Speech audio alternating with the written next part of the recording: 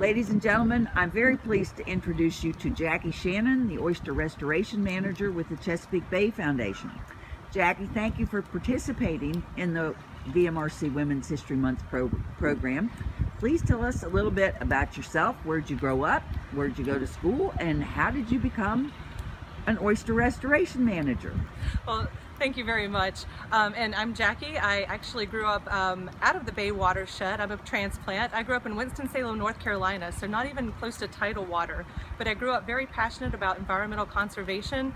I was able to have a lot of time down in coastal North Carolina through summer camp, through summer vacations.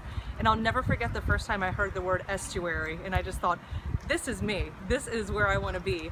And so I pursued an environmental science degree at University of North Carolina in Wilmington.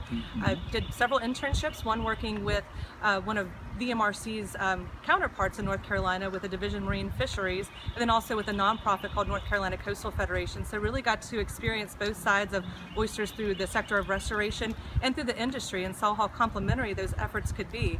So fast forward several years later, I received my degree, and I see this job opening with the Chesapeake Bay Foundation, the largest nonprofit working solely to protect, restore, and advocate for the Chesapeake Bay.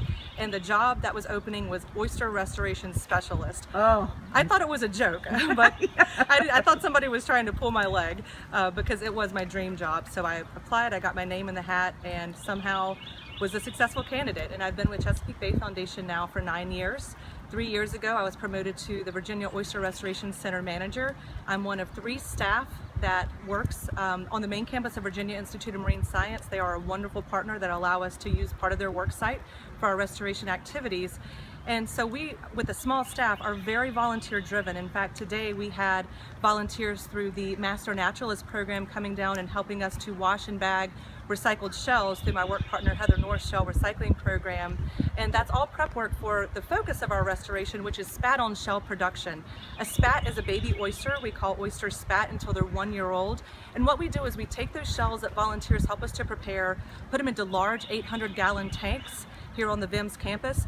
We add seawater and oyster larvae, which can be produced by oyster hatcheries. They induce male and female oysters to spawn, and they can sieve off the fertilized embryos and sell them to organizations like us when those larvae are in their state of development, ready to make the permanent attachment. So we put those larvae into the tanks, they permanently attach to oyster shells, and then volunteers help us take those shells seeded with the baby oysters out onto protected reefs.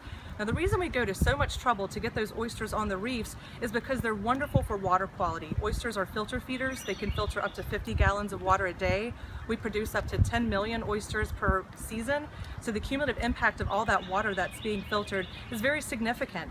The oysters also provide habitat for all kinds of other critters that we find important. There are about 300 different species of animal and plants that depend on oyster reefs, and that's why they're called a keystone species.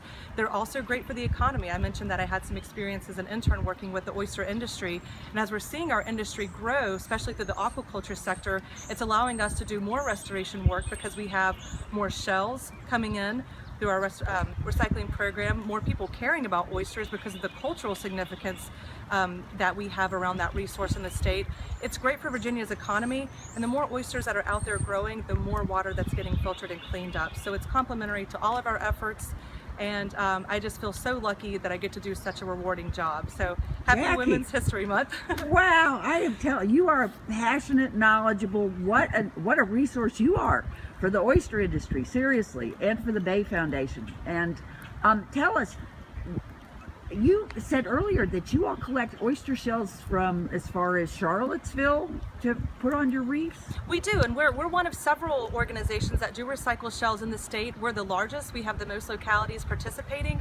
And about 4 years ago, we were able to stop purchasing oyster shells for restoration. Our recycling program completely drives all of our needs for spat-on shell production. We're actually able to give shells away to partners, and I've spoke with Andrew Button and Jim Wesson before about possibly donating some shells to VMRC's efforts. Oh, well, we love that. My gosh. This was excellent, and please, my last request, Jackie, is I would love to watch the volunteers that you had here at VIMS this morning cleaning the oyster shells to prepare them to go into the tank, because I think that our viewers would be interested in learning more about that too. So next time you're doing that, I hope that you'll think about me and invite me, and we'll do another video with Jackie. Thank you very, very much for participating, and thanks to the Chesapeake Bay Foundation for all of the fabulous work that you do.